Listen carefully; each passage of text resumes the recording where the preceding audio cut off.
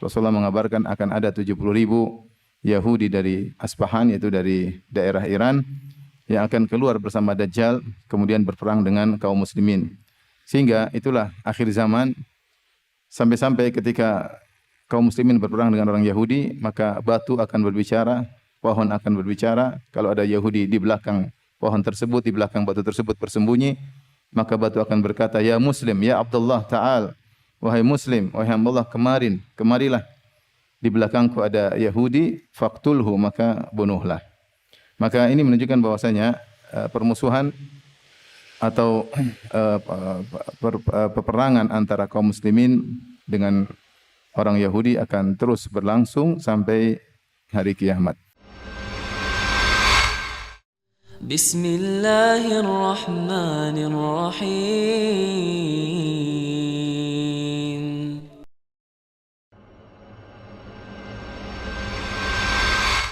Bismillahirrahmanirrahim. Assalamualaikum warahmatullahi wabarakatuh.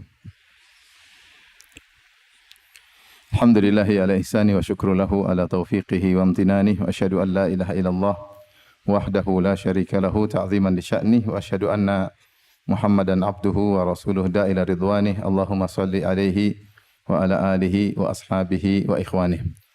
Hadirin dan hadirat yang dirahmati oleh Allah Subhanahu wa taala, pada kesempatan yang bahagia ini insyaallah kita akan bahas tentang sejarah singkat Yahudi, ya, atau Bani Israel, ya, sejak awal kemunculan mereka, kemudian hingga saat ini, dan kemudian hingga akhir zaman tentunya, semuanya dengan secara singkat. Karena kita tahu bahwasanya musuh sesungguhnya kaum muslimin, ya, adalah orang-orang Yahudi. Kata Allah Subhanahu wa taala, "La tajidanna asyaddan nasi adawatan lil ladzina amanul yahuda."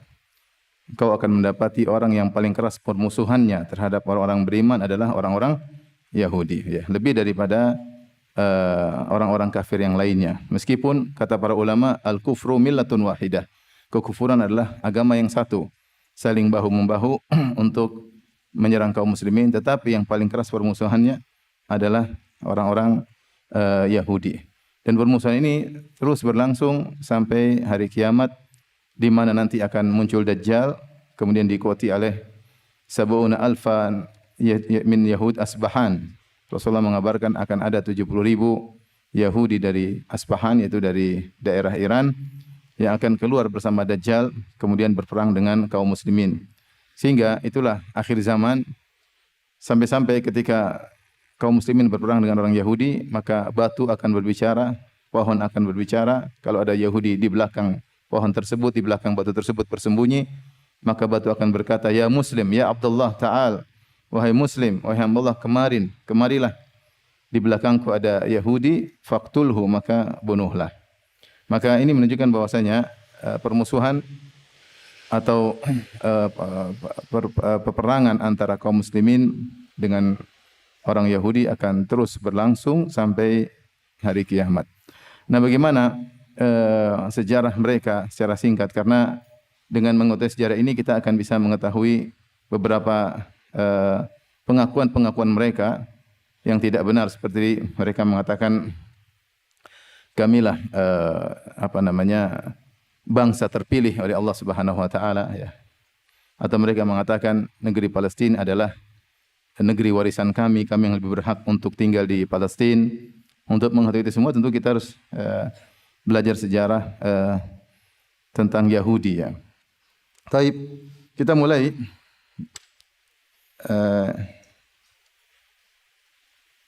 Sejarah Yahudi. Kita ambil sejarah Yahudi tentu dari sumber utama yang mereka akui sendiri, yaitu yang termaktub dalam Perjanjian Lama, ya. Perjanjian Lama atau yang mereka yakini sebagai Taurat disertai dengan kitab-kitab tambahan, isinya 3/4 tentang sejarah, 3/4 tentang apa? Sejarah Yahudi, ya. Dan tentunya kita tahu mereka adalah kaum yang sangat buruk sebagaimana dijelaskan dalam Al-Qur'an, ya. Mereka terlaknat. Allah berfirman, "Lu'inal ladzina kafaru min bani Israila ala lisani Dawud wa Isa bin Maryam, dzalika bima asaw wa kanu ya'tadun." Sungguhnya telah dilaknat orang kafir dari kalangan Bani Israel melalui lisan Daud dan Isa bin Maryam. Hal ini karena mereka bermaksiat dan pelanggaran yang mereka lakukan. Mereka adalah kaum pembunuh para nabi. Dan apalagi yang mau diharapkan dari kaum yang hobinya membunuh para nabi. Yang dimana Allah sebutkan dalam beberapa ayat, wa qatlahumul anbiya, di mana mereka membunuh para nabi. Kemudian mereka juga kaum yang mencela Allah. Allah sebutkan dalam Al-Quran, mereka mengatakan yadullahi maglulah, bahwasanya tangan Allah terbelenggu. Mereka juga mengatakan innallaha faqir, sungguhnya Allah adalah fakir. Bahkan betapa banyak celaan mereka dalam perjanjian lama tentang Allah Subhanahu wa taala, yang perlu pembahasan khusus tentang akidah dan watak orang Yahudi. Insyaallah ada pembahasan khusus. Namun saya isyaratkan bahwasanya mereka adalah kaum yang sangat bejat, ya, yang telah disebutkan dalam Al-Qur'anul Karim dan terbukti dari bagaimana perbuatan mereka membunuh para nabi dan bagaimana mereka mensifati Rabbul Alamin dengan sifat-sifat yang buruk. Dan sifat-sifat yang buruk tersebut Allah hikayatkan dalam Al-Qur'an, di mana mereka mengatakan tangan Allah terbelenggu, di mana mereka mengatakan Allah miskin, Allah fakir, wa nahnu agniya, kami yang kaya. Demikian juga terbukti dalam perjanjian lama mereka mensifati Allah dengan sifat-sifat yang buruk. Sehingga ini membuktikan bahwasanya mereka adalah kaum yang sangat parah, ya. Taib, sejarah Palestina atau sejarah Palestina dimulai, ya, sejarah Yahudi dimulai dengan kisah Nabi Ibrahim alaihissalam, ya. Sebelum Nabi Ibrahim alaihissalam datang ke Palestina, maka Palestina sudah ditempati oleh beberapa kabilah, beberapa suku. Di antaranya dari suku Al-Finiqiyun, itu kabilah Arab yang berhijrah dari Jazirah Arab. Jadi Al-Finiqiyun ini sudah ada di Palestina sekitar kurang lebih 3000 tahun 3000 sebelum Masehi. Kemudian di sebelah selatan Palestina juga didiami oleh kabila-kabila Arab yang lainnya. Yang paling terkenal adalah Kan'aniyun. Tentunya semua keturunan Nabi Nuh alaihissalam dan keturunan Nabi Adam alaihissalam. Kan'aniyun atau Kan'an. Dan oleh karenanya kalau kita baca dalam Taurat atau dalam Perjanjian Lama, terutama sejak kisah Nabi Ibrahim, sering disebut tanah Kan'an. Jadi Palestina itu dalam Taurat pun diakui sebelum muncul Yahudi lahir. Yahudi kan lahir dari rahimnya pernikahan antara Ibrahim, kemudian siapa? Nikah dengan Sarah. Sarah punya anak siapa? Ishak. Ishak punya anak siapa? Yakub. Yakub punya anak 12. Itulah Yahudi. Bani Israel maksudnya anak-anaknya apa? Yakub. Dan di zaman Ibrahim Yahudi belum ada. Bani Israel belum ada. Nah, tanah Palestina sudah dikenal dengan tanah Kan'an. Sehingga tanah tersebut sudah ditempati oleh suku-suku Arab, baik suku Finiqiyun, di antaranya suku Kan'aniyun, bangsa Kan'aniyun. Dan diakui dalam Taurat berulang-ulang disebut. Itu bisa cari aja kalau pakai searching, ya, tulis tanah Kan'an, maka keluar dalam Bible banyak sekali. Dan sering mereka istilahkan dengan tanah Kan'an, negeri Kan'an. Ini menunjukkan mereka tahu bahwasanya secara sejarah tidak ada hak bagi Yahudi untuk mengatakan itu tanah nenek moyang kami, enggak ada. Karena sebelum mereka tinggal di situ sudah banyak orang yang tinggal di situ. Dan orang-orang Kan'aniyun menempati Palestina kurang lebih tahun 2500 sebelum Masehi. Sebelum Masehi maksudnya sebelum lahirnya Nabi Isa, ya. 2500 sebelum Masehi. Kemudian di sisi Laut Putih sekelompok orang dikenal dengan kabilah Filistin. Disebutkan dari pulau Ikritis atau Crete, ya. Kemudian mereka tinggal di Palestina, mereka bercampur dengan orang-orang Kan'aniyun, maka muncullah istilah Palestina. Berasal dari kabilah Filistin, ya. Filistin kemudian bercampur dengan orang-orang Arab Kan'aniyun, kemudian atau suku Kan'aniyun, maka terkenallah negeri tersebut negeri apa? Palestina. Nama saja sudah menunjukkan ada suku yang di situ sebelum muncul suku apa? Yahudi, yaitu dari suku Filistin. Suku Filistin. Artinya kalau kita lihat ini saja, kita tahu bahwasanya secara histori, secara sejarah tidak ada hak bagi orang-orang Yahudi untuk tinggal di Palestina dengan mengatakan inilah nenek moyang kami tinggal di sini. Kita bilang sebelum kau lahir, sebelum nenek moyangmu lahir sudah ada orang-orang yang tinggal di sana. Bahkan di antaranya suku-suku Arab yang tinggal di sana, ya, baik Finiqiyun atau Kan'aniyun dan yang lainnya. Taib. Adapun penamaan negeri Israel atau Yahudi nanti datang belakangan. Jadi saya katakan sini kesimpulan yang ingin saya tarik di sini. secara sejarah mereka bukanlah yang pertama kali menempati apa? Palestina. Faham sampai di sini? Paham. Jadi ini kita bicara secara histori.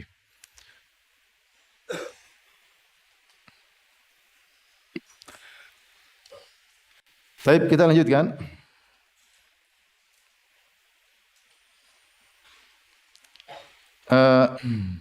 Tentu secara singkat bagaimana munculnya Bani Israel? Antum tahu semuanya, sudah tahu semuanya bahwasanya Ibrahim alaihissalam ya menikah dengan Sarah ya, kemudian satunya dengan apa? Hajar. Ini disebutkan dalam kitab Kejadian Perjanjian Lama. Antum bisa buka dari kitab Perjanjian Lama, kitab Kejadian bagian 17. Di situ cerita bagaimana Sarah kemudian sudah lama menikah dengan Ibrahim, tidak punya anak. Akhirnya Sarah mempersilahkan Ibrahim untuk menikah dengan apa? Hajar, dan akhirnya lahirlah anak namanya Ismail. Sampai sekarang ada Ismail. Jadi Hajar, kemudian apa? Lahirlah apa? Ismail. Dari Ismail kemudian Nabi Muhammad sallallahu alaihi wasallam. Nabi kita sallallahu alaihi wasallam. Taib. Sarah, dari Sarah kemudian lahirlah apa? Ishak. Kemudian apa? Yakub. Yakub inilah yang disebut dengan apa? Israel ya. Adapun sebab dia dinamakan Israel karena dia disebutkan dalam Perjanjian Lama dia bergulat dengan Rabb Allah Subhanahu wa taala, yatajassad, menjelma menjadi seseorang, kemudian bergulat, berkelahi sama Yakub, dan akhirnya Yakub mengalahkan Allah Subhanahu wa taala. Akhirnya dia sejak itu disebut dengan apa? Israel. Tapi Yakub ini punya anak 12. Di sini 12 anak dari 4 orang istri ya. Di antaranya Zilfa, kemudian dan yang lainnya ya. Rahil ya. Rahil ini ibunya Yusuf dan Binyamin ya. 12 anak ya. Di antaranya adalah Yusuf, kenapa? Binyamin. Kemudian yang lain-lain sampai ada namanya juga Yahuda ya. 12 anak. Inilah yang disebut dengan Bani Israel. Inilah Bani Israel, artinya adalah anak-anak Israel yang kembali kepada 12 suku. Kembali kepada 12 suku ya. Suku Yusuf, suku Binyamin, dan suku-suku masing-masing 12 anak laki tersebut. Adapun bagaimana kisah mereka tinggal di Palestina, maka sebagaimana Allah kisahkan dimulai dari kisah Nabi Yusuf alaihissalam dalam surat Yusuf. Secara singkat, Nabi Yusuf alaihissalam dizalimi oleh kakak-kakaknya sehingga dia kemudian dijual oleh kakak-kakaknya menjadi seorang budak. Akhirnya dibeli oleh pembesar kota Mesir ya. Pembesar kota Mesir di zaman kekuasaan Heksos. Jadi Heksos ini adalah kabilah sebelum kabilah Farainah, sebelum kabilah Kipti atau suku Akbat, dikenal dengan suku Heksos. Itulah di zaman Nabi Yusuf alaihissalam. Dan akhirnya sebagaimana kita ketahui, Yusuf alaihissalam akhirnya dituduh berzina, akhirnya dipenjara. Akhirnya dia pun menjadi bendaharawan Mesir di zaman Heksos, yang di situ penguasanya dipanggil dengan Al-Malik. Dipanggil dengan apa? Al-Malik ya. Makanya Allah sebutkan dalam Al-Qur'an, wa qala al-maliku inni ara sab'a baqaratin, berkata sang raja. Ini raja ini di Mesir, namun dia bukan dari suku Akbat ya. Dan dia hidup di zaman Nabi Yusuf alaihissalam. Akhirnya singkat cerita, Nabi Yusuf akhirnya menjadi pembesar kota Mesir. Akhirnya dia menyuruh kakak-kakaknya untuk membawa seluruh keluarganya menuju ke Palestina, Maka berpindahlah Nabi Yakub, kemudian ibunya Nabi Yusuf, kemudian kakak-kakaknya, keluarga-keluarganya tinggal di Palestina, tinggal di Mesir. Mohon maaf, tinggal di Mesir. Yang sebelumnya Ibrahim tinggal di negeri Syam ya, bersama keluarganya, bersama Sarah. Kemudian lahir Ishak, lahir Yakub di Palestina ya. Tapi ketika Nabi Yakub tinggal di Palestina, sudah ada suku-suku lain atau belum? Sudah ada suku lain yang tinggal di Palestina. Mereka hanya sekelompok kecil. Yakub dan 12 anaknya cuma berapa orang ya? Sekelompok kecil dengan keluarga-keluarganya tinggal di Palestina. Sementara di situ ada suku Finiqiyin, ada suku Kan'aniyin, banyak yang tinggal di Palestina sehingga mereka hanyalah satu suku kecil yang tinggal di Palestina. Kemudian mereka akhirnya meninggalkan Palestina. Ya. Ini di antara isyarat bahwasanya mereka tidak harus tinggal di Palestina. Buktinya Yakub dan anak-anaknya pindah ke Mesir, ya atau tidak? Yusuf kan panggil mereka ke mana? Ke Mesir. Ya. Wa jaa bikum minal badwi min ba'di an nazaga syaitanu baini wa baina ikhwati. Nabi Yusuf mengatakan, Allah telah mendatangkan kalian dari Badiyah, dari kampung. Dari kampung itu dari Palestina ke Mesir, kota Mesir yang waktu itu sudah sangat maju. Maka berpindahlah mereka dari tadinya tinggal di Palestina, Yakub dan keluarganya tinggal di Mesir. Seandainya mereka bilang kita harus tinggal di Mesir, harus tinggal di Palestina, harusnya mereka tidak meninggalkan apa? Palestina. Ternyata mereka pindah ke Mesir. Nah, kemudian di zaman berikutnya Nabi Yusuf diberikan tanah untuk orang-orang Bani Israel dan mereka tinggal di situ dengan nyaman sampai akhirnya Nabi Yusuf meninggal dunia. Kemudian juga Heksos, kerajaan Heksos diruntuhkan oleh suku Akbat. Maka raja-raja Heksos diganti dengan raja-raja Mesir, raja-raja dari suku Akbat yang dikenal dengan Fir'aun. Dengan Fir'aun pertama, Fir'aun kedua dan seterusnya. Maka disitulah mulai Bani Israel disiksa oleh mereka dengan siksaan yang sangat banyak. Berulang-ulang sampai disiksa, kemudian diperbudak, dan macam-macam. Sampai akhirnya Allah Subhanahu Wa Taala mengutus Nabi Musa alaihissalam. Secara singkat, akhirnya Nabi Musa alaihissalam mendakwai Fir'aun dan seterusnya.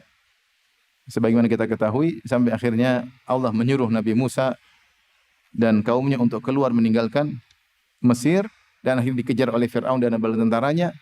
Kemudian akhirnya Allah tenggelamkan Fir'aun dan bala tentaranya di Laut Merah. Setelah itu, setelah Nabi Musa dan kaumnya selamat dari kejaran Fir'aun, maka Nabi Musa dan kaumnya pergi menuju ke Palestina. Ya. Di sanalah kemudian Allah menyuruh mereka untuk berjihad. Ya qaumidul udkhulul ardal muqaddasata allati kataballahu lakum wa la tartaddu ala adbarikum fatanqalibu khasirin. Qalu ya Musa inna fiha qauman jabbarin. Nabi Musa ngajak mereka, kita ayo masuk ke negeri Palestina yang Allah sudah catat negeri ini untuk kalian. Dan di sini ini sering dijadikan dalil oleh mereka bahwa dalam Al-Qur'an Palestina adalah untuk kita Bani Israel dan ini benar dalam Al-Qur'an ada.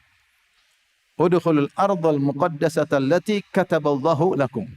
Masuklah kalian ke dalam negeri yang Allah telah catat buat kalian.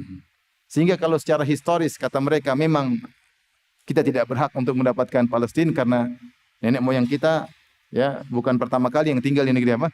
Palestina, tetapi secara syar'i kita yang paling berhak untuk menempati negeri Palestina. Kenapa? Karena dalam Al-Qur'an juga disebutkan Nabi Musa berkata kepada kaumnya, "Masuklah ke negeri Palestina yang Allah telah catat untuk kalian." Wala tartaddu ala adbarikum, janganlah kalian mundur. Apa kata mereka?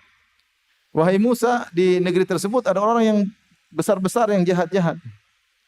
Ya. Wa inna lan nadkhulu hatta yakhruju minha. Kami tidak bakalan masuk dalam negeri tersebut sampai mereka keluar. Mereka tidak mau masuk. Akhirnya Nabi Musa nyuruh mereka untuk perang. Mereka tetap tidak mau sampai akhirnya mereka mengucapkan perkataan yang sangat buruk.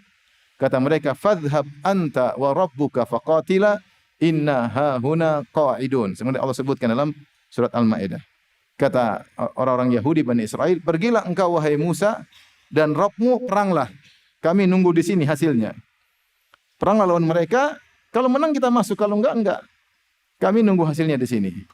Akhirnya Nabi Musa berdoa kepada Allah Subhanahu wa taala untuk menghukum mereka dan akhirnya mereka dihukum oleh Allah arba'ina sanatan yatihuna fil ard. Mereka 40 tahun mereka masuk dalam masa atih. Atih itu masa di mana mereka bingung. Sebagian ulama menyebutkan yaitu mereka hanya berputar-putar di suatu daerah sekian puluh kilo kalian sekian kilo kali sekian kilo. Muter terus, jalan kemana-mana, muter situ saja. Tidak pernah keluar dari areal tersebut selama 40 tahun. Ya. Dalam masa atih ini terjadi banyak kejadian. Ya. Turun Taurat, mereka menyembah sapi, dan banyak kejadian yang Allah sebutkan dalam Al-Quran dan juga termaktub dalam perjanjian lama. Mereka dihukum karena mereka tidak bertakwa kepada Allah, maka mereka terhalangi dari Palestina. Allah sudah bilang ini hak kalian, tapi karena kalian tidak bertakwa, tidak berhak dapat apa? Palestina. Faham? Tidak ada Palestina. Jadi Allah kasih kalian Palestina dengan syarat kalian apa? Bertakwa. Ya. Walaqad katabna fi zaburi min ba'di dzikr annal arda yarithuha ibadiyas salihun. Ya. Kata Allah Subhanahu wa taala, sungguh kami telah mencatat dalam Az-Zabur, itu kitab suci Nabi Daud. Min ba'di dzikr, setelah tercatat di Lauhil Mahfuz.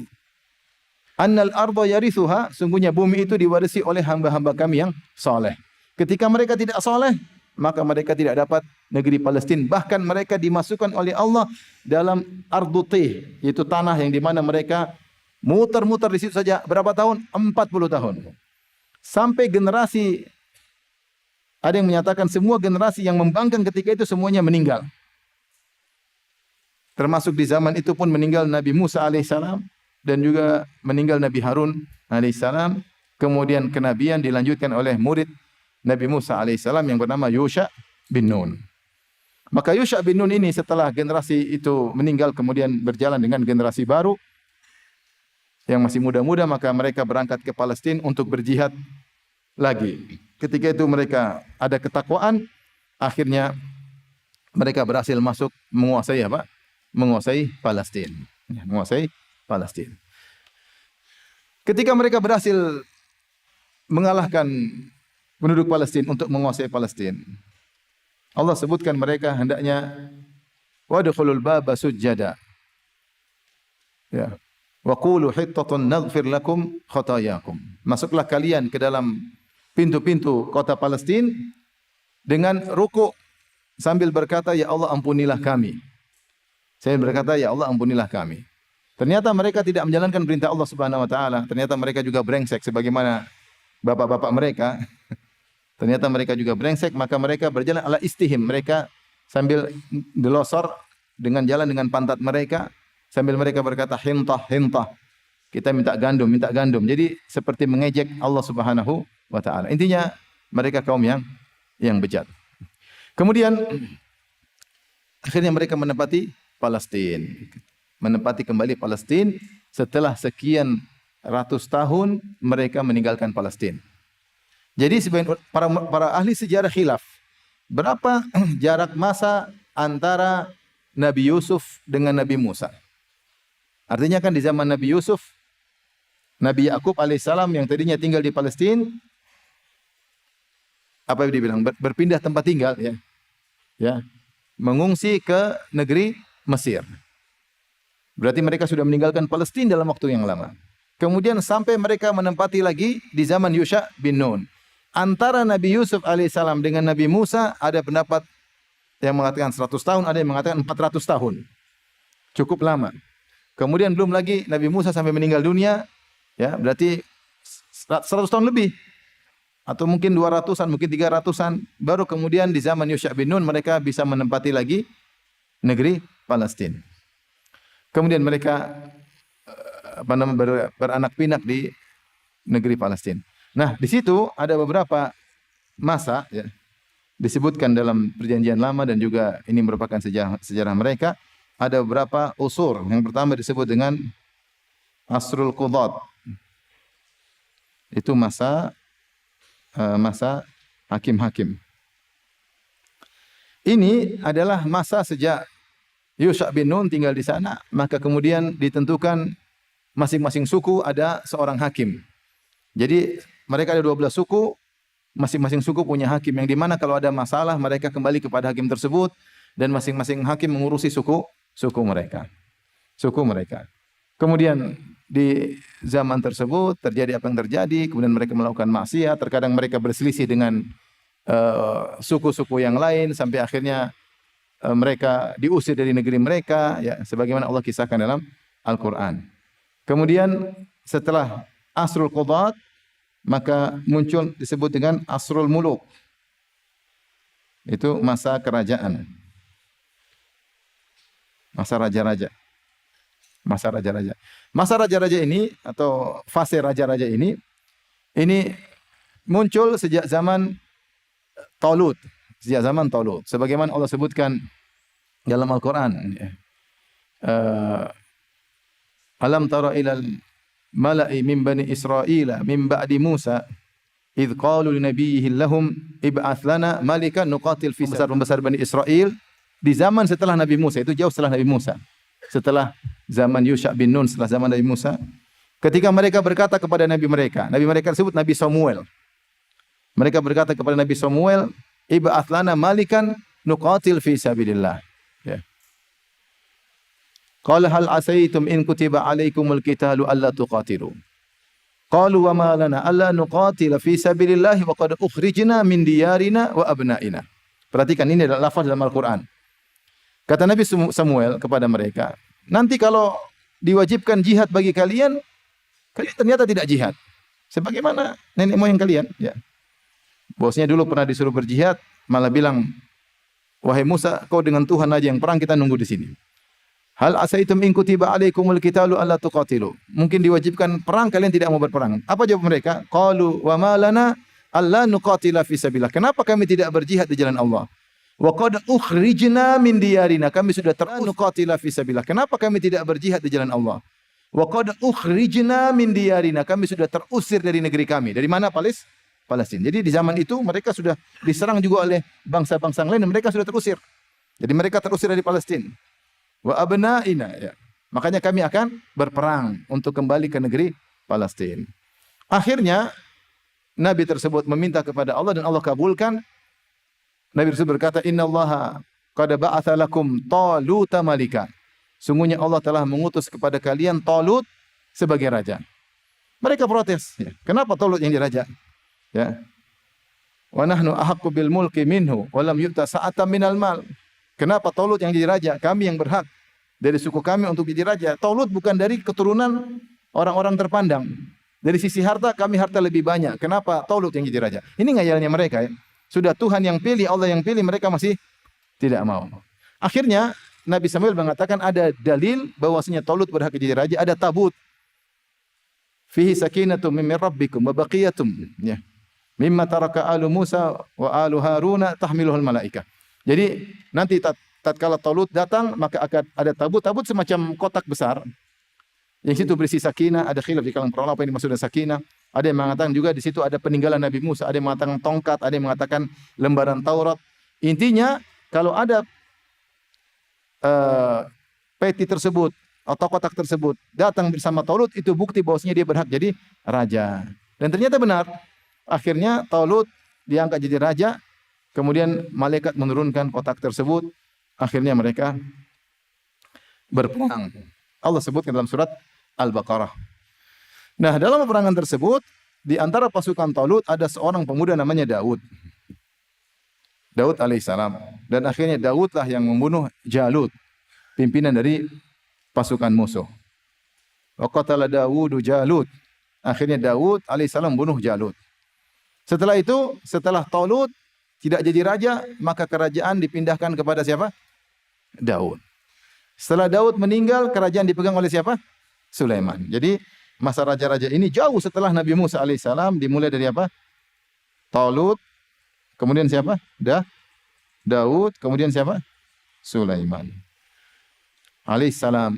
Ya, ini Daud, Sulaiman yang bangun Haikal Sulaiman atau bangun Baitul Maqdis. Daud, Sulaiman mulai membangun apa? Baitul Maqdis. Baik. Setelah masa kerajaan disebut dengan Asrul Inqisam.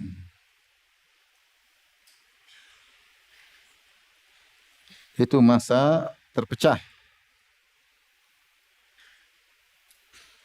Mereka terpecah-pecah. Ketika Sulaiman alaihissalam meninggal dunia, disebutkan dalam perjanjian lama, maka mereka terpecah-pecah, ya. Saya tuliskan di sini sebentar. Baik. Maka Bani Israel terpecah menjadi dua. Ketika Sulaiman meninggal dunia, maka rakyatnya datang kepada anaknya Nabi Sulaiman. Nabi Sulaiman namanya Ruhbu'am atau Rahibim. Ini antum bisa lihat di kalau teks Indonesia dalam Perjanjian Lama disebut dengan Rahibim. Itu anaknya Nabi Sulaiman, Rahibim bin Sulaiman. Mereka bilang, "Wahai Rahibim, ayahmu sudah meninggal dunia Sulaiman. Kami ingin angkat engkau sebagai raja. Tetapi kami ingin kau kurangi aturan-aturan bapakmu. Bapakmu dulu terlalu ketat aturannya, keras, kami tidak bisa melakukan." Apa kata anak Sulaiman? Enggak, bahkan saya akan lebih keras lagi daripada bapak saya. Akhirnya mereka tidak setuju dengan Rahbaim. Mereka pergi kepada seorang namanya Yorbaim bin Nabat. Yorbaim bin Nabat. Yorbaim bin Nabat ini dahulu adalah salah seorang panglima di zaman Nabi Sulaiman. Kemudian dia kabur ke Mesir. Ketika dia mendengar Sulaiman meninggal, maka dia balik. Kemudian mereka rayu dia untuk diangkat menjadi seorang raja. Akhirnya terpecahlah Bani Israel menjadi dua kelompok. Mereka 10 suku. Dua suku membaiat Rahbaim atau Rahbim, Rahbaim, ya, kemudian mereka mendirikan kerajaan namanya Mamlakat Yahuda. Ibu kotanya Yerusalem. Suku apa yang membaiatnya? Dua suku, suku Yahuda dan suku Binyamin. Suku Yahuda dan suku Binyamin. Dari 12 suku. Sisa 10 suku yang lainnya semua membaiat Yorbaim. Mereka mendirikan kerajaan namanya Mamlakat Israel, kerajaan Israel atau Mamlakat Samirah. Ibu kotanya Shichem. Ini di bagian utara, ini bagian selatan. Selatan ini bagian apa? Utara. Utara Palestina, ini kerajaan pemberontak ya gampangannya. Tapi yang mayoritas yang membaiat mereka. 10 suku gabung pada kerajaan tersebut dipimpin oleh Yorbaum atau Yorbim. Kemudian 2 suku bergabung dengan Rahbim, ya, anaknya Nabi Sulaiman alaihissalam. Maka terjadilah 2 kerajaan di zaman tersebut yang disebut dengan Asrul Inqisam, yaitu fase perpecahan. Jadi kita tadi ada fase pertama tadi, fase Al-Qudat, fase hakim-hakim, kemudian fase raja-raja, baru kemudian fase perpecahan. Nah, apa yang terjadi setelah terjadi perpecahan tersebut? Akibatnya ada beberapa akibat. Yang pertama, di zaman tersebut terjerumusnya Bani Israel dalam kekufuran banyak sekali. Ini disebutkan dalam Perjanjian Lama. Baca saja. Jadi kekufuran, terjadi riddah, maksiat, mereka kacau. Ya. Kemudian setelah itu juga terjadi peperangan saudara yang tidak putus-putus antara kerajaan utara dengan kerajaan selatan. Antara kerajaan utara, kerajaan Israel dengan kerajaan Yehuda. Terus perang karena mereka tidak saling cocok-cocokan. Belum lagi mereka perang dengan suku-suku sekitar. Perang. Ini berjalan lama. Sampai akhirnya mereka diperangi oleh bangsa Asyur dari Irak.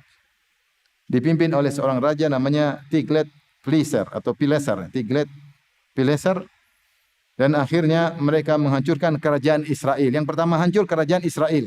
Ini yang hancur duluan. Dihancurkan oleh Yehuda, masih tetap kerajaan yang paling besar, kerajaan sebelah utara. Itu yang pertama dihancurkan oleh Raja Asyur, ya, dari Irak, bangsa Asyur. Dan itu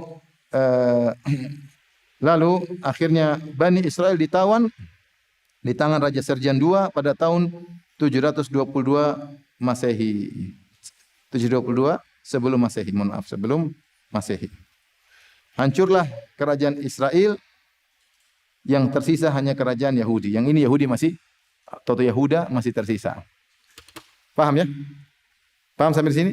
Jadi 2 kerajaan terpisah, terjadi perang saudara, belum lagi berperang dengan orang sekitar, terjadi banyak kekufuran, kemaksiatan, kemudian mereka diserang oleh kaum Asyur, bangsa Asyur dari Irak. Kemudian akhirnya kerajaan Israel hancur. Ini terjadi pada tahun 722 sebelum Masehi. Kemudian yang tersisa kerajaan Yahuda. Taib, coba dilihat-lihat lagi. Ya.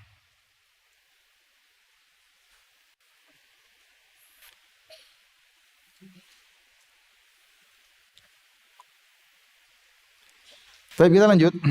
Setelah itu apa yang terjadi? Terus pada tahun 608 sebelum Masehi, 608 sebelum Masehi, datang Fir'aun Mesir ya, dari suku Akbat, kemudian menjajah kerajaan Yahuda. Kerajaan di sini cuma satu, yang ada di selatan, kerajaan Yahuda, kemudian dikuasai oleh Mesir. Kemudian juga kerajaan Israel yang dikuasai oleh bangsa Asyur juga direbut oleh Fir'aun, Faraina, dari kebangsaan Mesir ya. Masih lanjut? Ya. Israel tadi kerajaan dua, kerajaan Israel sebelah utara, keberadaan Yahuda sebelah selatan. Israel tadi dijatuhkan oleh siapa? Bangsa Asyur, Asyur dari Irak. Kemudian datang itu tadi tahun 722 sebelum Masehi. Pada tahun 608 sebelum Masehi datanglah suku Farainah atau bangsa Akbat dari Mesir, kemudian menguasai negeri Yahuda yang tersisa. Kemudian sekaligus mereka menguasai Israel yang masih dipegang oleh Asyur, dikuasai. Jadi akhirnya seluruh Palestina, kerajaan Israel, dua-duanya baik Israel maupun Yahuda semuanya dikuasai oleh siapa? Fir'aun Mesir. Kemudian berjalan waktu pada tahun 586 sebelum Masehi. Maka Bani Asyur, bangsa Asyur di Irak dilanjutkan oleh Babilonia. Asyur kalah atau dilanjutkan oleh Babilonia. Suku Babil. Nah, suku Babil karena dia melanjutkan Asyur, dia ingin merebut kembali Israel yang tadinya dikuasai oleh Asyur, diambil oleh Fir'aun, dia ingin kuasai lagi. Maka akhirnya mereka pun datang pada tahun 586 sebelum Masehi dengan dipimpin oleh Bukhtanasar kalau bahasa Arab, kalau bahasa Inggris disebut Nebukadnezar. Nebukadnezar atau bahasa kita, bahasa Arab disebut Bukhtanasar. Maka dia pun datang masuk ke Palestina dan dia menghancurkan haikal apa? Sulaiman. Kemudian ditawan atau dibuang. Kemudian dia menawan Bani Israel di Babilonia. Bani Israel semua dibawa ke Babilonia. Disebut dengan Asrul Babili. Al-Asrul Babili itu pembuangan ke Babilonia, ke Irak. Suku bangsa Israel dikeluarkan dari Palestina, dibawa ke Babilonia itu di Irak. Ya. Maka di sanalah mereka hidup lama di Irak dan mereka terpengaruh dengan wasaniyah, paganismenya Babilonia. Babilonia kaum penyembah berhala, kaum musyrikin. Karena mereka yang berkuasa sementara Bani Israel terkuasa, diperbudak, tawanan, akhirnya mereka banyak terpengaruh dengan kaum yang berkuasa. Mulailah tercampur kesyirikan dan macam-macamnya. Di zaman tersebut juga hilang Taurat. Mereka akui sendiri. Taurat hilang. Karena Taurat tidak ada yang hafal masalahnya. Dan Taurat sudah mereka sembunyikan, ternyata juga apa? Hilang. Karena dipaksa, diusir, sehingga Taurat hilang. Di zaman Babilonia. Zaman Babilonia. Kemudian apa yang terjadi setelah itu pada tahun 539 sebelum Masehi, Persia mengalahkan Babilonia. Ya.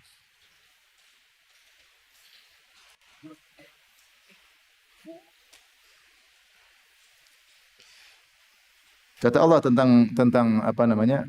Tentang Babilonia, ya. Fa idza jaa wa'dul ula ba'atsna 'alaikum ibadan lana uli ba'sin syadidin fajasu khilalad diyar. Ya. Jika datang janji Allah yang pertama, Allah menjanjikan dalam surat Al-Isra, ya. La tufsiduna fil ardi marratain wa la ta'luna 'uluwan kabira, ya. Kemudian kata Allah, jika telah datang janji Allah yang pertama, maka Allah akan kirim ibadan lana, kami akan kirim hamba-hamba kami uli ba'sin syadid, yang memiliki kekuatan yang sangat kuat, fajasu khilalad diyar, kemudian mereka melakukan kerusakan di mana-mana. Banyak ahli tafsir mengatakan maksudnya penyerangan Bukhtanasar. Bukhtanasar atau Nebukadnezar yang menghancurkan haikal Sulaiman. Ya, kenapa? Karena mereka terlalu banyak melakukan kemaksiatan. Ya. Kata Allah, la tufsiduna fil ardi marratain. Kalian akan melakukan kerusakan di muka bumi, wala ta'lunna uluwan kabiran. Kalian akan benar-benar sombong. Akhirnya karena mereka sombong, maka Allah utus kepada mereka hamba-hamba Allah yang akan menyiksa mereka, ya. Kata Allah, wa fa idza jaa wa'du ulahuma. Jika telah datang janji Allah yang pertama, ba'athna 'alaikum ibadan lana, maka kami utus kepada kalian hamba-hamba kami yang sangat kuat dan akan menghancurkan kalian, yaitu Babilonia. Ini yang Allah sebutkan dalam surat Al-Isra sebagaimana penjelasan para ahli tafsir. Kemudian, namun Babilonia akhirnya dikuasai oleh Persia, ya. Dikuasai oleh Persia, Majusi. Mereka mengalahkan Babilonia dan ada raja mereka yang baik namanya Kores. Disebutkan juga dalam Perjanjian Lama. Kisah ini ada semua dalam Perjanjian Lama. Maka Kores ini dia lemah lembut kepada Bani Israel. Maka disuruh balik ke Palestina. Balik ke Palestina. Akhirnya mereka baliklah ke Palestina. Tentu di zaman-zaman ini ada nabi-nabi Israel diutus. Karena mereka kufur, mereka murtad, mereka tukang maksiat. Allah kirim nabi-nabi Bani Israel. Akhirnya pada tahun 539 sebelum Masehi, mereka kembali ke Palestina dengan berjamaah, berkelompok-kelompok, sekitar 50.000 orang dari suku ini disebutkan. Keturunan ini sekian orang, dalam Perjanjian Lama ada. Suku ini sekian orang, totalnya kira-kira 50.000, kira-kira, ya. Maka dipimpin pertama kali oleh seorang namanya Zerubabel, kemudian dibawa oleh Ezra. Ezra itu Uzair, kalau kita bilang apa? Uzair. Kembali ke Palestina, kemudian Nehemia, ya. Nehemia. Makanya dalam Perjanjian Lama ada surat Nehemia, ada surat Ezra. Akhirnya mereka balik ke Palestina. Dan kita sudah tahu bahwasanya Taurat hilang. Nah, yang diyakini oleh orang-orang Yahudi, Ezra atau Uzair ini adalah orang yang dijadikan oleh Allah menghafal Taurat. Dan dia bisa mengimla, dia bisa mendikte Taurat yang telah hilang kembali. Dia diktekan. Ini pengakuan mereka. Ini dia khilaf di kalangan para ulama. Ini benar atau tidak? Ya. Kata mereka, Ezra lah yang bisa mendikte kembali Taurat yang telah hilang. Makanya mereka mengkultuskan Ezra, sampai di antara mereka ada yang mengatakan Uzair adalah anak Allah. Uzair adalah anak Allah. Wa qalatil yahudu Uzairun ibnullah. Berkata orang Yahudi, Uzair adalah putra Allah. Dan disebutkan dalam hadis yang sahih dalam Sahih Bukhari bahwasanya di antara Yahudi ada yang menyembah Uzair. Makanya pada hari kiamat kelak dikatakan hendaknya setiap umat mengikuti sembahan mereka, maka sekelompok Yahudi menuju ke Uzair. Di antara mereka ada yang menyembah siapa? Uzair. Karena saking solehnya dia, bagaimana dia bisa mengimla kembali, mendiktekan kembali Taurat yang sudah hilang. Nah, sejak zaman tersebut hilanglah penyebutan 10 suku. Tidak ada lagi. Tinggal 2 suku, suku Yahuda dan suku Binyamin. Dan saat itu Bani Israel mulai dikenal dengan apa? Istilah Yahudi. Dikenal dengan istilah apa? Yahudi. Ya, tidak ada lagi suku ini, suku ini, suku ini, suku ini, sudah. Jadi namanya apa? Suku Yahudi. Boleh kalau antum sekarang mau bilang ini keturunan mana, ditarik garis ke-12 susah bagi mereka sampai sekarang. Mana ini ke Yusuf yang mana, ke Binyamin yang mana, ke ini kemana, yang ini kemana, susah. Jadilah mereka satu nama apa? Yahudi. Kenapa 10 suku hilang? Karena sudah sejak awal Israel sudah jatuh, ya enggak? Bukankah ketika mereka terpecah belah, yang duluan hancur Israel apa? Yahudi. Kerajaan Israel duluan kan? Yang 10 suku semua di situ hancur. Jadi mereka lebih cepat terlupakan. Tinggal suku Yahudi dan Binyamin yang ada di kerajaan Yahudi. Akhirnya Yahudi dikenal dengan Yahudi. Sampai sini paham?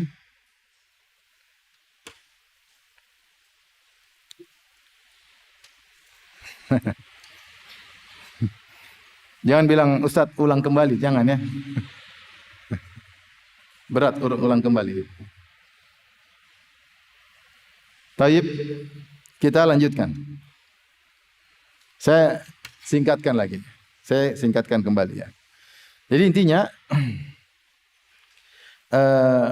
mereka diserang oleh berbagai bangsa setelah terpecah menjadi 2. Kemudian kerajaan Israel di utara, kerajaan Yahudi di bawah, selatan, kerajaan Yahudi kemudian diserang oleh Asyur dari Irak, ya. Kemudian dikuasai oleh Asyur pada tahun 722 sebelum Masehi. Kemudian akhirnya datang kerajaan dari Mesir, Farainah, Fir'aun. Kemudian menaklukkan pada tahun 608 sebelum Masehi. Kemudian menaklukkan apa? Yahuda, dan sekaligus menaklukkan Israel, ya, yang dikuasai oleh Asyur. Kemudian datanglah masa Babilonia pada tahun 586 sebelum Masehi. Babilonia dan Asyur sama-sama di Irak. Tapi setelah generasi Asyur datang generasi Babilonia. Maka akhirnya mereka ingin kembali merebut kerajaan yang pernah dikuasai oleh Asyur. Maka mereka ke Palestina dipimpin oleh Bukhtanasar atau Nebukadnezar. Dialah yang kemudian menghancurkan Haikal Sulaiman pertama kali. Dia mencari Haikal Sulaiman pertama kali, dibikin kerusakan, kemudian semua Bani Israel dibawa ke Irak di Babilonia, dijadikan budak, disiksa di sana sampai sekian lama, ya. Akhirnya kemudian Persia, ada raja namanya Kores, berhasil menaklukkan Babilonia. Kemudian rupanya raja Kores ini, Majusi ini sayang kepada, agak lemah lembut kepada Bani Israel, maka disuruh pulang ke Palestina. Akhirnya mereka balik ke Palestina secara bertahap, dibawa oleh Zerubbabel, kemudian oleh Ezra atau Uzair, kemudian Nehemia, ya. Nah, Uzair inilah yang diyakini bisa mendiktekan kembali Taurat yang hilang. Taurat hilang kapan? Ketika masa pembuangan tersebut, pembuangan ke Babilonia karena kerusakan sana sini, Baitul Maqdis dihancurkan, Haikal Sulaiman dihancurkan, maka Taurat hilang. Tapi Uzair diyakini bisa mendiktekan kembali Taurat. Makanya dia dikatakan sebagai putra Allah, Uzair ibnu Allah, dan sebagian mereka menyembah Uzair, ya. Sejak zaman itu 10 suku Asbat, Sibt mulai tidak ada penyebutannya, hilang, tinggal Yahuda, suku Yahuda dan suku Benyamin, dan akhirnya jadilah namanya Yahudi. Baik. Kita lanjutkan. Maka mereka kembali ke Yerusalem, ke Palestina, di bawah kekuasaan siapa? Persia. Masih oke? Baik. Maka setelah itu mereka dikuasai lagi oleh Yunani. Ada seorang namanya Iskandar Makedoni yang dikenal dengan Great Alexander atau Iskandar Agung. Ini seorang tokoh raja yang hebat dari raja Yunani yang kemudian dia memiliki kekuasaan yang sangat banyak. Dia berkuasa 336 sebelum Masehi dan 300 sampai 323 sebelum Masehi. Ini abad keempat sebelum Nabi Isa lahir. Paham? Dia sejak umur 16 tahun belajar sama seorang guru yang terkenal namanya Aristoteles. Hidup di zaman Aristoteles. Makanya ada ulama yang berpendapat atau pendapat mengatakan Iskandar Agung inilah Zulkarnain. Karena kekuasaannya luas. Namun dibantah oleh para ulama, dibantah oleh Ibnu Katsir, dibantah oleh Ibnu Taimiyah. Iskandar Agung atau The Great Alexander bukanlah Zulkarnain. Kenapa? Karena penasehat agamanya, menteri agamanya adalah Aristoteles. Sementara Aristoteles tidak percaya kepada para nabi, ya. Jadi bukan, dan dia justru pembawa kekufuran dan macam-macamnya. Sehingga yang benar dia bukan Zulkarnain, dan tidak dikenal bahwasanya Iskandar Agung adalah seorang yang beriman kepada Allah Subhanahu wa taala, tidak ada asarnya, tidak ada sisa-sisanya, paham? Jadi dia bukan Zulkarnain. Tapi dia berkuasa. Dari kerajaan Yunani dia berkuasa sehingga kuasanya mencakup Persia, mencakup Irak, mencakup Syam, mencakup Mesir. Ya. Kemudian setelah itu akhirnya Yerusalem di bawah kekuasaan Iskandar Agung. Iskandar Agung ini ketika dia berkuasa dia membangun kota-kota dengan nama dia, Alexandria. Makanya di antaranya dia bangun kota di Mesir namanya kota Alexandria. Itu dia yang bangun. Kalau kita bilang Iskandaria, ya. Kalau versi mereka Alexander, kalau versi kita Iskandar. Paham? Mereka Alexander, kita apa? Iskandar. Seperti Julia sama Juleha, ya. David dan Daud, ya. Ya, seperti kira-kira begitu, ya. Jadi kita bilang Iskandar, mereka bilang apa? Alexander. Dia bangun kota-kota dinamakan dengan nama dia, rencananya Alexandria yang ada di Mesir atau Iskandaria. Taib. Iskandar Agung setelah meninggal, dia diganti oleh raja Yunani berikut yang disebut dengan Ptolemeus. Dimulai dia berkuasa di Mesir. Dia dulu adalah jenderalnya Alexander Agung. Alexander Agung meninggal, dia yang ganti. Maka terjadilah silsilah kerajaan Ptolemeus di Mesir. Turun-temurun. Ptolemeus 1, Ptolemeus 2, Ptolemeus 3, Ptolemeus sampai Ptolemeus 15. Tersebutlah Ptolemeus 14. Ptolemeus 14 punya istri namanya Cleopatra. Mungkin itu pernah dengar. Ya, di Mesir. Cleopatra ini Disebutkan dalam sejarah, ternyata dia pacaran sama Julius Caesar yang ada di Romawi. Sehingga dia punya anak namanya Caesar. Disebutkan dia akhirnya membunuh suaminya sendiri. Kemudian dia pergi ke Romawi. Kemudian dia balik bersama anaknya menguasai Mesir. Anaknya Ptolemaeus yang ke Ptolemaeus pokoknya itulah. Ptolemaeus ke-15 dan ibunya Cleopatra menguasai Mesir. Akhirnya anaknya kalau tidak salah dibunuh, kemudian diserang oleh Octavianus dari Romawi. Akhirnya Cleopatra bunuh diri. Karena banyak pengkhianat di sekitarnya, dia akhirnya bunuh diri. Itu cerita singkat tentang siapa? Cleopatra. Itu semua berada di Mesir. Berada di Mesir. Taib. Romawi menguasai Mesir pada tahun 30 sebelum Masehi. Jadi hancurlah Ptolemeus, kerajaan Yunani, kemudian dikuasai oleh apa? Romawi atau Romania. Itu sekitar di Mesir sekitar tahun 30 sebelum Masehi. Ya. Tetapi mereka menguasai Palestina sejak tahun 63 sebelum Masehi. Jadi Mesir dijatuhkan Romawi tahun 30 Masehi. Sebelumnya tahun 63 Masehi yang menguasai Palestina adalah Romawi. Jadi sejak tahun 63 sebelum Masehi, Palestina atau Yerusalem di bawah kekuasaan siapa? Romawi. Dikuasai oleh Romawi terus ya. Kemudian sampai lahirlah Nabi Isa di zaman tersebut ya. Nabi Isa lahir, maka berubahlah tahun menjadi tahun Masehi. Jadi Nabi Isa lahir di zaman kekuasaan apa? Romawi. Makanya bagaimana cara dia dibunuh? Yahudi yang hasad kepada Nabi Isa bekerja sama dengan pemerintah Romawi untuk menangkap Nabi Isa, untuk menyalib dan untuk membunuh Nabi Isa. Tapi Allah menyelamatkan Nabi Isa. Intinya di zaman itu lahirlah Nabi Isa alaihissalam. Ya. Nah pada tahun 70 Masehi, terjadi pemberontakan ya, besar-besaran oleh Bani Israel terhadap pihak Romawi. Akhirnya datanglah Raja Titus menghancurkan Haikal Sulaiman dan menawan Bani Israel. Ini Allah sebutkan kehancuran yang kedua yang dalam surat Al-Isra pada ayat ke-7. Kata Allah Subhanahu wa taala, "Fa idza jaa wa'dul akhirati liyasu'u wujuhakum wa liyadkhulul masjida kama dakhaluhu awwala marrah wa liyutabbiru ma alau tatbira." Kata Allah Subhanahu wa taala tentang mereka, kata Allah Subhanahu wa taala, "In ahsantum li anfusikum." Kalau kalian berbuat baik maka kalian akan berbuat baik untuk diri kalian. Wa in asatum falaha. Jika kalian berbuat buruk wahai Bani Israel, maka kalian berbuat buruk pada diri kalian sendiri. Fa idza jaa wa'dul akhirah, jika telah datang ya saat hukuman bagi kejahatan kalian yang kedua ya, liyasu'u wujuhakum, untuk membuat suram wajah-wajah kalian, walidkhulul masjida kama dakhaluhu awwal marrah, dan akan masuk ke Baitul Maqdis sebagaimana Bakhtanasar atau Nebukadnezar masuk ke Baitul Maqdis pertama kali, ini yang kali kedua ya. Kemudian waliyutabbiru ma alau tatbira, dan untuk menghabiskan sehabis-habisnya apa yang ada di situ. Maka Haikal Sulaiman dihancurkan kedua kali. Paham? Inilah yang kata para ulama dalam buku tafsir. Yang pertama oleh Nebukadnezar atau Bakhtanasar dalam bahasa Arab. Yang kedua Raja Titus dari Romania.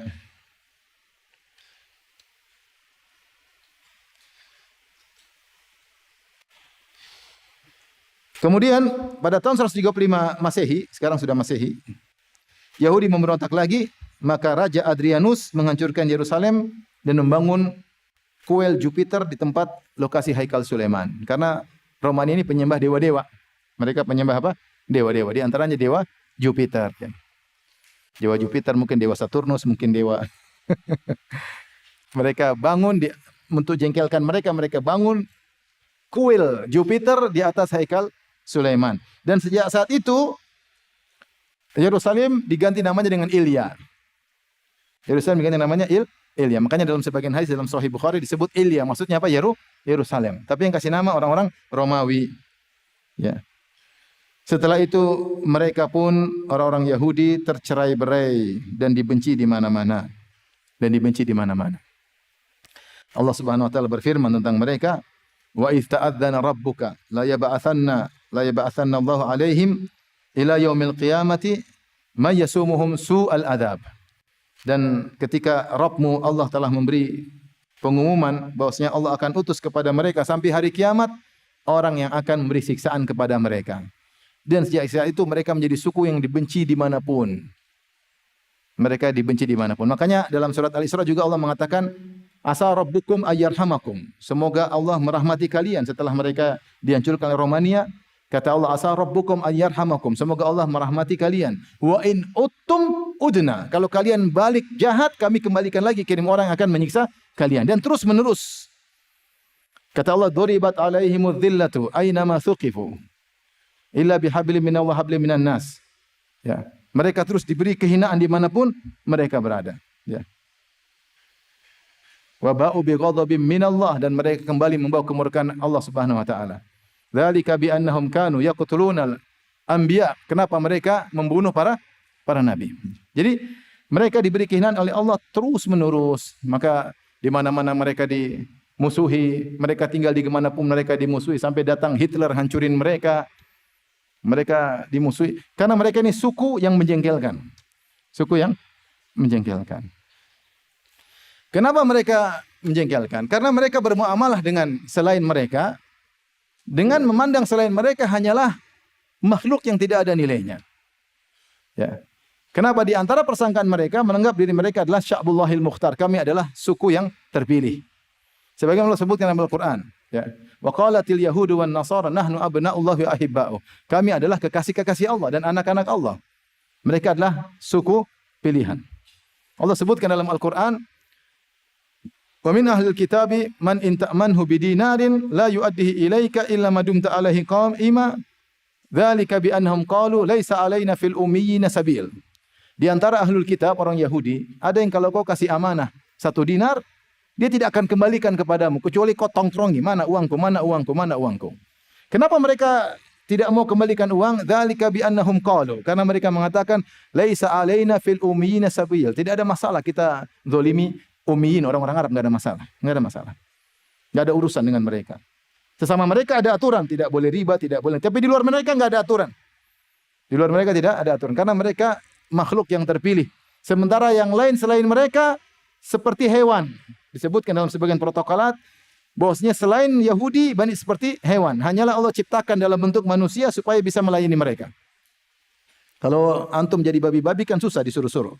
Susah digoblok-goblokin. Tapi dalam bentuk manusia supaya bisa pas dalam melayani mereka. Makanya mereka punya istilah tentang orang-orang di luar mereka dengan istilah misalnya disebutkan dalam Islam mereka disebut Juwim, ya, mereka sebut dengan Juwim, orang di luar Yahudi disebut apa?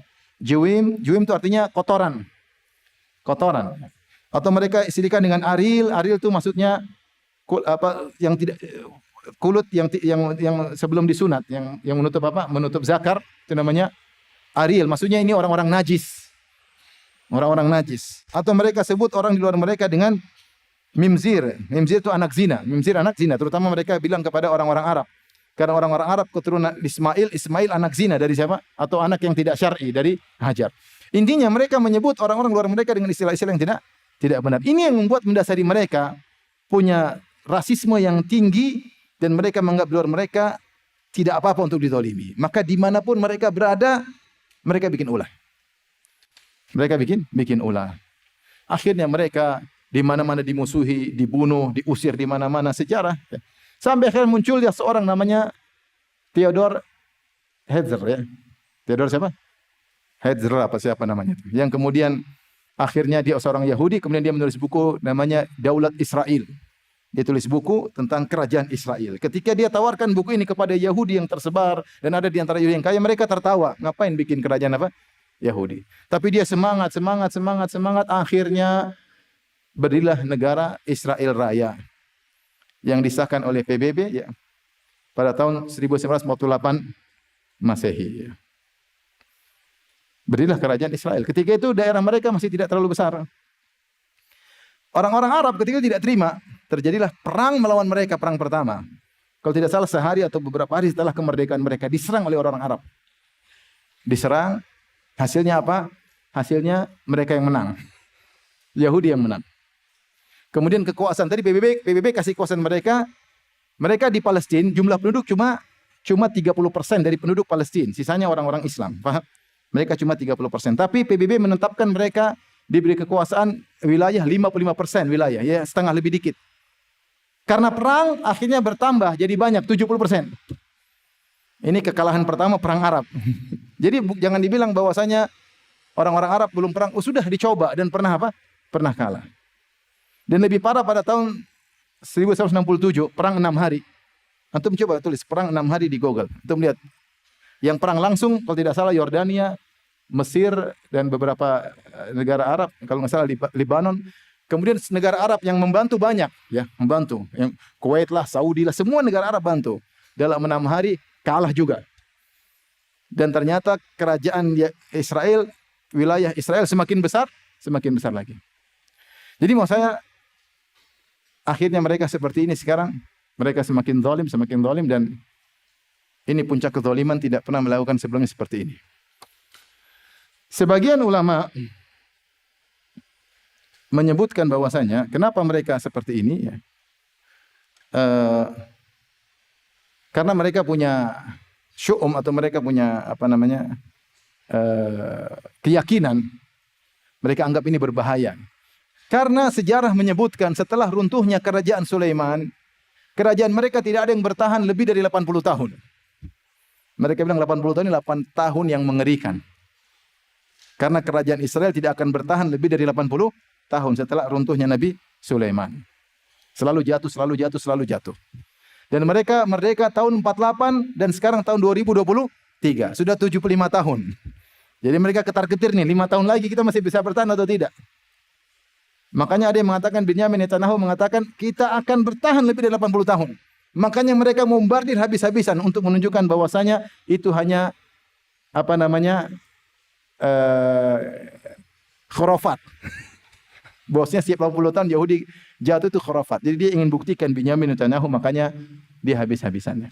Dia habis-habisan ingin menang, ingin menghancurkan, ingin menjadikan negara Israel lebih besar. Itulah sejarah singkat Israel. Saya ingin sebutkan tentang syubhat mereka. Mereka mengatakan kami lebih berhak untuk memiliki Palestina secara syariat. Secara apa? Syariat. Kalau secara histori tadi sudah kita bantah, paham? Karena nenek moyang mereka bukan pertama kali yang tinggal di Palestina. Sebelum nenek Ibrahim pun sebelumnya sudah ada suku-suku yang lain. Apalagi zaman Nabi Yakub yang tinggal di Palestina. Sudah banyak suku di situ. Dan Nabi Yakub cuma 70-an orang keluarganya yang kemudian pindah ke Mesir. Orang situ banyak, mungkin ribuan, mungkin berapa. 70 apa dibandingkan dengan ribuan orang yang tinggal di Palestina. Jadi mereka secara histori tidak berhak memiliki Palestina.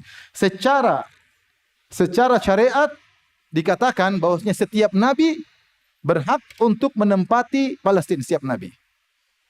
Bukan sejak Bani Israel saja, sejak Nabi Ibrahim. Nabi Ibrahim Allah suruh untuk menempati apa? Palestina. Dengan syarat mereka kalau menempati Palestina beriman kepada Allah Subhanahu wa taala. Dan itu disebutkan dalam perjanjian lama ya. Kitab Kejadian 17 disebutkan ketika Nabi Ibrahim umur 90 tahun, maka Tuhan menampakkan diri kepada Ibrahim. Jadi setelah Ibrahim punya anak Ismail dan belum punya anak Ishak. Jadi pada umur 90 tahun, umur 80 tahun, dalam perjanjian lama Ibrahim punya anak siapa namanya? Ismail dari Hajar. Ketika dia umur 90 tahun, dia belum punya anak selain Ismail. Maka Allah berkata atau berfirman kepada Ibrahim, kepadamu dan kepada keturunanmu akan kuberikan negeri ini, maksudnya Palestina, yang kau diami sebagai orang asing, yakni seluruh tanah Kanaan akan kuberikan menjadi milikmu untuk selama-lamanya. Ini dalam perjanjian lama. Jadi Palestina ini menurut perjanjian lama adalah untuk keturunan siapa? Ibrahim. Dan ketika itu Ishak belum ada. Keturunan yang sudah ada siapa? Ismail. Jadi ini milik bersama. Kalau kita bilang secara syar'i, maka setiap nabi berhak untuk menempati apa? Palestina. Dalam kitab kalian juga menyebutkan hal demikian. Maka kalau kalian bilang kalian berhak, Ismail juga berhak. Ismail anaknya siapa? Anak Ibrahim. Baik, Nabi Ibrahim berhak tinggal di Palestina. Di zaman Nabi Musa juga berhak tinggal di Palestina. Tapi Allah kasih atau tidak? Tidak. Allah mengatakan, udkhulul ardal lati kataballahu lakum. Udkhul ardal muqaddasata allati kataballahu lakum. Wahai Bani Israel, masuklah ke negeri Palestina yang Allah telah catat buat kalian. Mereka berhasil atau tidak? Tidak. Sampai mereka mati enggak dapat. Kenapa? Karena mereka bermaksiat. Karena mereka disuruh berjihad tidak mau, justru Allah hukum mereka terjebak dalam arditih. Muter-muter 40 tahun sampai generasi tersebut mati semua. Baru muncul generasi baru dipimpin oleh Yusha bin Nun, akhirnya masuk ke Palestina. Tapi pernah mereka dikasih hak tapi malah dilarang oleh Allah. Kenapa mereka dilarang? Karena bermaksiat. Kemudian juga di zaman Nabi berikutnya, Nabi Daud, Nabi Sulaiman, Nabi Isa juga, Nabi Isa berhak untuk tinggal di Palestina. Mereka semua keturunan Nabi Ibrahim alaihissalam. Demikian juga Nabi Muhammad sallallahu alaihi wasallam berhak untuk menempati apa? Palestina. Di antara dalil secara syar'i kita, Nabi Rasulullah SAW ingin menguasai Palestina, banyak dalilnya. Seperti pada tahun 8 Hijriah, Nabi SAW mengirim pasukan untuk perang Mu'tah. Ini awal perang melawan negeri Syam untuk menguasai apa? Romawi. Maka Rasulullah mengirim apa? Pasukan Jaisul Umara dalam perang Mu'tah, di mana sekitar 30.000 orang melawan 200.000 orang. Kisah yang heroik tentang wafatnya bagaimana para sahabat Zaid bin Harithah, kemudian Ja'far bin Abi Talib, Abdullah bin Rawaha, dan kemudian bagaimana kepahlawanan Khalid bin Walid. Kemudian pada tahun 9 Hijriah, Nabi berangkat sendiri menuju ke perang Tabuk. Nabi berangkat. Oh, yang pertama tadi bukan 3.000 lawan 200.000. Yang pertama apa? Ketika perang Mu'tah. Pada perang Tabuk, Nabi bawa 30.000 orang pergi ke Tabuk untuk perang, tapi Heraklius enggak berani muncul. Dia takut, ini yang dilawan Nabi. Heraklius tahu Nabi Muhammad lah Nabi, makanya dia tidak berani, dia takut. Maka akhirnya Rasulullah tinggal di Tabuk 20 hari, tidak ada perlawanan sama sekali. Kemudian ketika Nabi akan meninggal, Nabi kirim pasukan dipimpin oleh Usama bin Zaid. Nabi bilang berangkat menuju Sam, perang. Ternyata Nabi sakit. Sementara pasukan Usama bin Zaid sudah berada di Jurf, Nabi sakit. Akhirnya mereka berhenti dulu. Nunggu kondisi, ternyata Nabi meninggal dunia sallallahu alaihi wasallam. Akhirnya kekhalifahan dipegang oleh Abu Bakar As-Siddiq. Ternyata Abu Bakar As-Siddiq menyuruh Usama terus lanjut menuju negeri Syam. Kemudian di zaman Abu Bakar As-Siddiq, Abu Bakar mengirim Khalid bin Walid untuk menguasai dalam perang Ajnadin. Di situ ada beberapa kota penting dikuasai. Nablus, Ramlah, Gaza, ini di Palestina dikuasai oleh kaum muslimin. Kemudian terjadi perang Yarmuk yang juga daerah Syam, dimenangkan oleh kaum muslimin. Kemudian di masa Umar bin Khattab, akhirnya di bawah pimpinan Abu Ubaidah bin Jarrah, akhirnya mengepung Palestina selama 4 bulan dan akhirnya dikuasai oleh kaum muslimin. Jadi secara syar'i setiap nabi berhak menguasai Palestina. Bukan, terus kamu tidak bisa mengklaim bahwasanya kami yang berhak secara histori maupun secara apa? Syar'i. Secara histori kau bukan penduduk yang pertama, secara syar'i pun semua keturunan Ibrahim berhak memiliki apa? Palestina. Baik. Ini terkait dengan apa namanya? Syubhat mereka bahwasanya mereka berhak memiliki Palestina secara syar'i. Yang terakhir ada satu mata rantai sejarah yang tidak kita sebutkan, yaitu tentang bagaimana Yahudi di zaman Nabi Muhammad sallallahu alaihi wasallam. Nabi di zaman Nabi sallallahu alaihi wasallam sekitar abad ke-7 Masehi, ya. Maka kita tahu Nabi sallallahu alaihi wasallam ketika tinggal di Madinah, maka ada beberapa kabilah Yahudi, ada kabilah Qainuqa, Bani Qainuqa, kemudian Bani Nadir, kemudian Bani Quraidah. Nabi tinggal bersama mereka, kemudian buat perjanjian namanya Piagam Madinah atau Wasiqatul Madinah. Sebagai warga negara yang sama tinggal di kota Madinah, kalau ada musuh maka bahu-membahu untuk melawan musuh tersebut. Namun akhirnya Bani Qainuqa berkhianat, akhirnya mereka diusir. Setelah itu dilanjutkan dengan pengkhianatan Bani Nadir yang ingin membunuh Nabi sallallahu alaihi wasallam, tapi Allah bongkar rencana mereka. Akhirnya terjadilah pengusiran, turunlah surat Al-Hasyr. Maka mereka diusir, disuruh bawa onta dengan satu suketan, yang penting jangan membawa alat-alat peperangan. Mereka pun pergi dan banyak mereka pergi ke Khaybar. Kemudian pada tahun 5 Hijriah terjadi perang Ahzab. Perang Ahzab itu yang provokatornya adalah ayahnya Sofia, yaitu Huyai bin Akhtab. Dia Yahudi dari Bani Nadir, sakit hati. Ketika diusir, dia provokasi. Orang-orang Mekah akhirnya datang 10.000 pasukan menyerang kota Madinah. Ternyata jadi tinggal satu kabilah, Bani Qainuqa sudah diusir, Bani Nadir sudah diusir, tinggal Bani apa? Quraidah. Ternyata Bani Quraidah ketika sedang Madinah sedang diserang oleh 10.000 pasukan, ternyata mereka memutuskan perjanjian damai dan mereka juga siap menyerang dari dalam.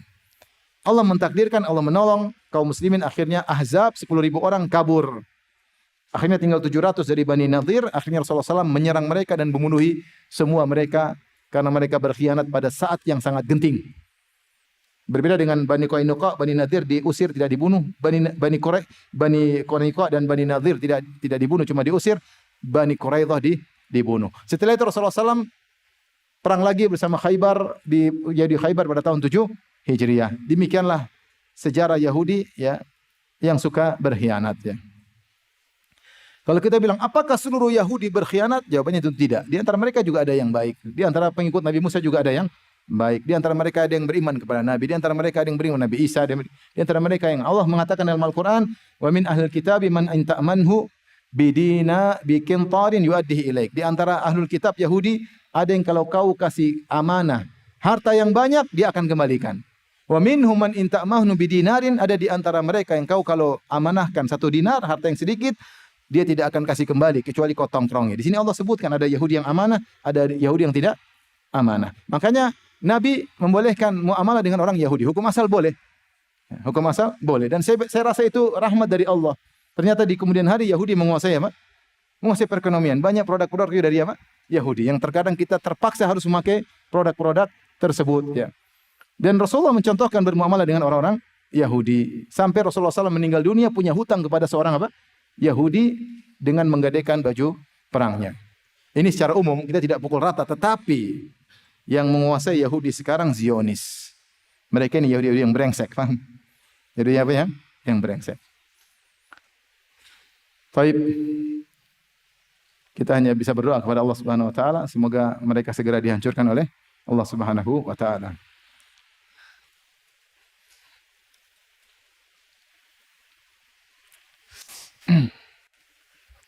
Tapi ini saja yang saya sampaikan. Kalau ada yang bertanya, saya persilahkan. Wallahu ta'ala alam bishawab.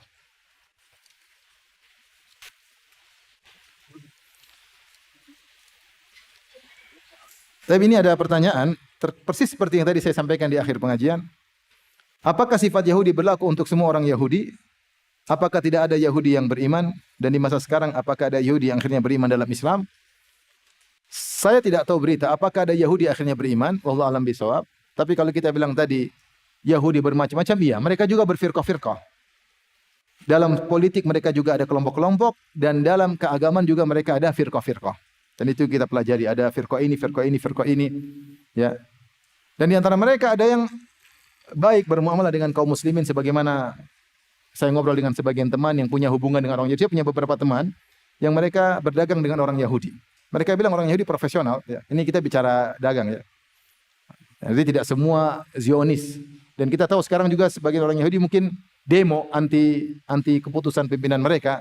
Tapi apapun yang kita ucapkan yang menguasai negara adalah apa?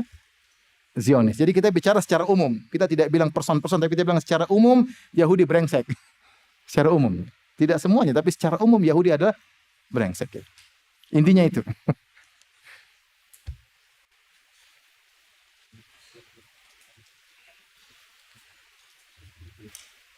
Tentunya kalau kita baca sejarah tentang bagaimana makar yang mereka buat sampai jatuhlah Daulah Utsmaniyah, itu semua di balik itu adalah apa?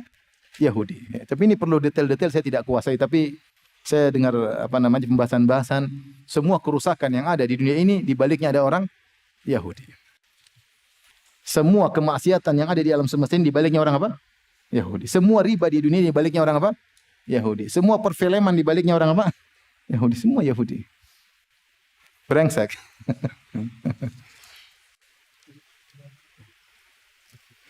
Bagaimana hukumnya bekerja di tempat perusahaan Yahudi atau perusahaan tersebut mendukung Zionis? Kalau benar-benar perusahaan tersebut dukung Zionis, memberi keuntungan kepada Zionis, janganlah kita kerja di situ ya. Janganlah kita kerja di situ. Saya tidak mengatakan semua produk Yahudi pasti bantu Zionis. Tapi kalau kita sudah tahu pasti bahwasanya produk ini bantu Zionis, apalagi mereka berbangga bantu Zionis, ya jangan. Apalagi musim apa? Peperangan. Tidak boleh ya, karena berarti kita ikut serta-merta ya mendukung pembantaian. Ya. Apakah benar rakyat Palestina akan terus seperti ini berperang sampai hari kiamat? Ini kita nggak tahu ya. Perang Arab lawan Israel sudah berulang-ulang. Ya. Kalah, menang, kalah, kalah juga parah ya. Dan makanya saya mengatakan kita lebih banyak diam. Kenapa? Kalau bicara masalah internasional tidak semudah yang kita bayangkan. Tidak semudah yang kita bayangkan. Di balik Yahudi banyak bangsa-bangsa besar. Sementara kaum muslimin juga tercerai-berai. Kita hanya bisa berdoa, doa yang paling kuat. Kita bilang doa yang paling kuat kepada Allah Subhanahu wa taala. Tapi yang akan menghancurkan Yahudi adalah umat Islam di akhir zaman.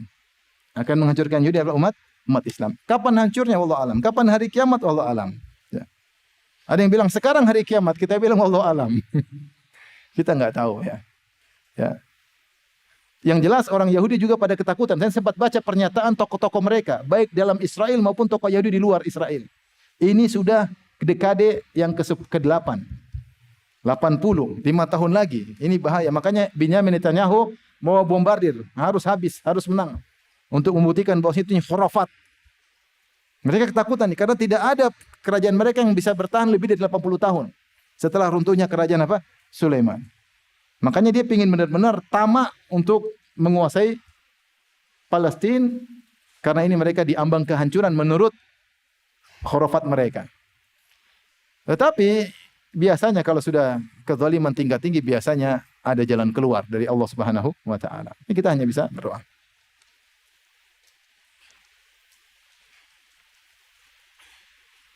Ini pertanyaannya, benarkah rakyat Palestina akan terus seperti itu berperang sampai hari kiamat? Kalau mereka berdamai, berarti sudah kiamat.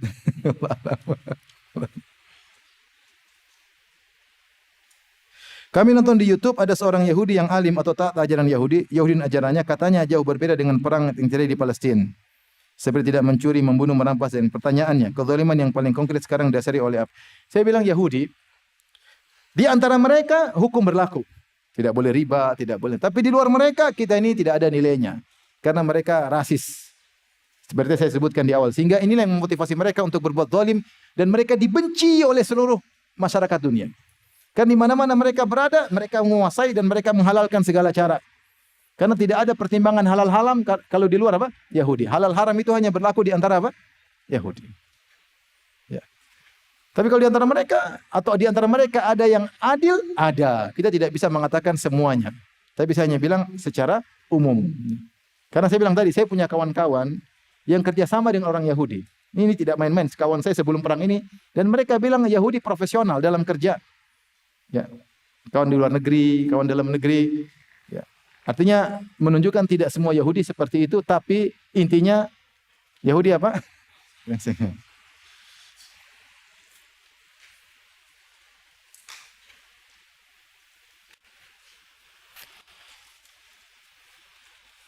Bagaimana sikap Arab Saudi terhadap perang Palestina vs Israel? Arab Saudi selalu memberi bantuan kemanusiaan. Banyak. Antum nggak dapat iklannya, banyak sekali. Ya. Mereka kirim kebantuan kemanusiaan. Ya.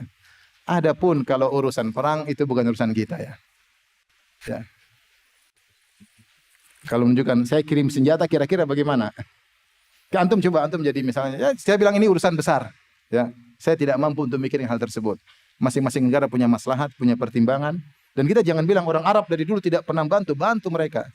Cuma kadang mereka menang, seringnya kalah. Dan sudah kalah lebih parah. Lebih parah. Ya. Kita hanya ya berharap